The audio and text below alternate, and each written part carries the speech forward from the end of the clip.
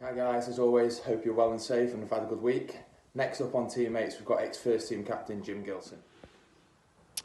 Andy, thank you. Thanks for the introduction.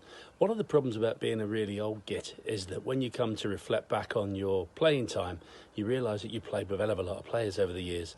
And I've been fortunate to play in all of the teams that the club has as a senior cricketer. Apart from the ladies section so far, I'm hoping for my Mrs. Doubtfire impersonation as we get out of lockdown. But I'll do my best to run through the questions as posed by Andy, and hopefully for those who've been around long enough, we can remember some of the names that go back a bit, as well as some of those that are around now. They'll mean something to you. In terms of the best players that I've played with, or best player I've played with, two spring to mind as two outstanding cricketers. One of them still with us playing at first team at the moment, and that's Warren. It's been a pleasure to have captained and played alongside Warren. He's an outstanding player, and how he never kicked on to be a first-class cricketer, heaven only knows. Another one that played at Borton Hall, which would rank as highly, would be Maroof Khan. Lucky enough to play cricket with Maroof over a number of years, and Maroof was an outstanding player, great all-rounder, and a really good knowledge of the game. Both brought a lot to the game of cricket. Worst player to play against? Mark Curry, the ex-Lancashire player, was a phenomenal batsman, and the time after time after time he would ruin our Saturdays by scoring yet another 100. He was a phenomenal cricketer in his pomp, and a nightmare to get against. Overseas players, probably Glenn, I can never say his surname, Batticello. When he played at Nantwich, he's just phenomenal, and as an all-round cricketer was great. Lucky enough to play a bit of cricket with him last year over at Oxton, and a super player and a really nice lad. In terms of T26 hitters, the player that impressed me most back in 2010 and has gone on to prove what a player he can be is Ollie Law. I think he was 18 when we won the County League T20 in that year. First time we won anything for a while, and Ollie was a six-hitting legend. He smashed it a long way even at 18, and I know he's continued to do so. Can't ignore the greats like Jonty Hedgecoe and Dicko's and these guys who've hit big ball, but no, Ollie Law for me. Best catch I've ever seen. It goes actually a little bit against the grain here because it was a challenging one for me. I was playing for Christleton at the time, and I apologise for saying the word, against Borton Hall. Warren Goodwin was in great nick that day. He was fresh out of school. He had long bangly hair, he had highlights, he had a ponytail, he had bangles and beads on, and was the one person showing great resistance against what was a very good Christleton side at the time.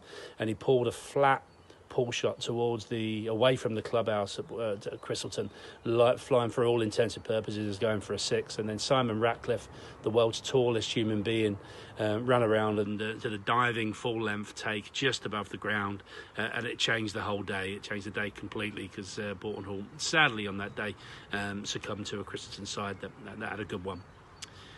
Joker, well again, having been lucky enough to play through the sides, a couple spring to mind. Eddie Roberts, low key, always clever, always got a funny one-liner, and some of the stuff with Tommy Stephan over the years, who he treated beautifully and played with really nicely. He came up with some great lines that had everybody in stitches. And the other one I'd have to go is Joker Law, and I think Joe, he's got comedy in his bones.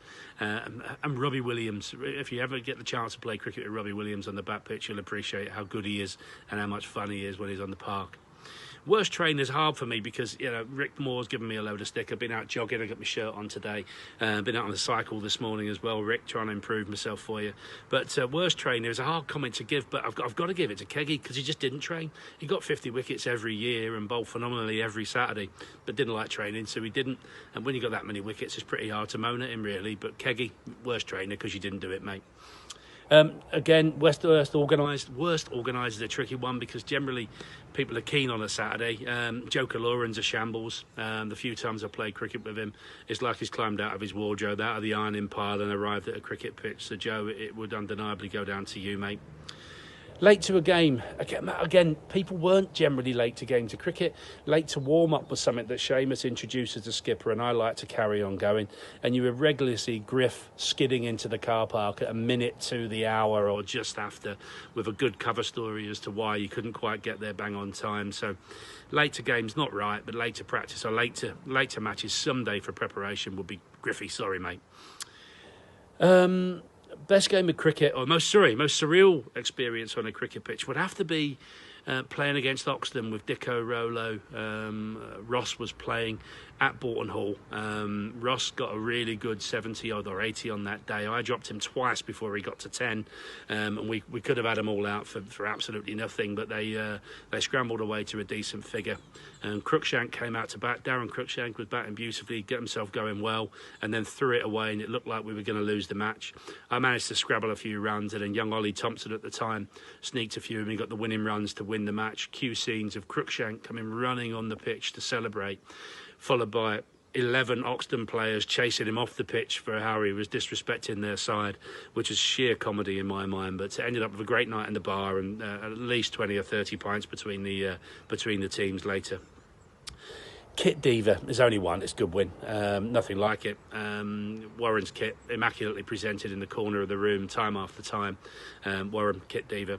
In terms of clothing diva, I was always surprised when I first joined the club that great players like Jack Yates and Warren Goodwin and Matty Griffiths would be turning up with their full kit and regalia for the night out, T-shirts on hangers ready to go.